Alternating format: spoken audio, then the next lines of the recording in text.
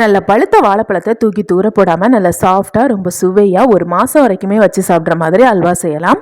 1.5 chip வாழைப்பழத்தை தோலை உரிச்சிட்டு ஒரு மிக்சி ஜாரில் 1-2 உடச்சிட்டு தண்ணி சேர்க்காமல் நைஸாக அரைச்சிக்கோங்க. இப்போ இது கூட ஒரு டேபிள் ஸ்பூன் கார்ன்ஃப்ளவர் மாவு கூடவே கொஞ்சமாக தண்ணியும் சேர்த்து அரைச்சிட்டு ஒரு பக்கமாக வச்சுக்கோங்க. இப்போ கடாயில் 1 கப்பு சீனி சேர்த்து நல்லா பரத்தி விட்டுட்டு கலர் இந்த அளவுக்கு சேஞ்ச் ஆகி கரைஞ்சி வரக்கூடிய நேரத்தில் கரண்டி வச்சு கலந்து விட்டு எல்லாமே முழுமையாக கரைஞ்சி இந்த அளவுக்கு நல்ல டார்க்காக கலர் வந்ததுக்கு அப்புறமா 1/2 கப்பு தண்ணியை கொஞ்சம் கொஞ்சமாக சேர்த்து கட்டி இல்லாமல் நல்லா கரைச்சிட்டு ஒரு பக்கம் வச்சுக்கோங்க. இப்போ கடாயில் 2 டேபிள் ஸ்பூன் நெய் சேர்த்து நெய் உருகுனதும் 10 முந்திரியை சின்ன சின்னதாக உடச்சி அதையும் செவக்க வறுத்து ஒரு பக்கமாக வச்சுக்கோங்க. இப்போ மீதி நெய்யில் ஏற்கனவே அரைச்சி வச்சிருக்க வாழைப்பழத்தை சேர்த்து 2-3 நிமிஷத்துக்கு கலந்து விட்டு வேக வச்சுக்கோங்க. நல்லா கெட்டியானதுக்கு அப்புறமா ரெடி பண்ணி வச்சிருக்க கேரமலையும் சேர்த்துட்டு நல்லா கலந்து விட்டுக்கோங்க. இப்போ 1/2 கப்பு சீனி சேர்த்து நல்லா கலந்து விட்டு வேக வச்சுக்கோங்க. கடாயில் ஒட்டாமல் வந்ததோ 2 ஸ்பூன் நெய் சேர்த்து நல்லா கலந்துக்கோங்க.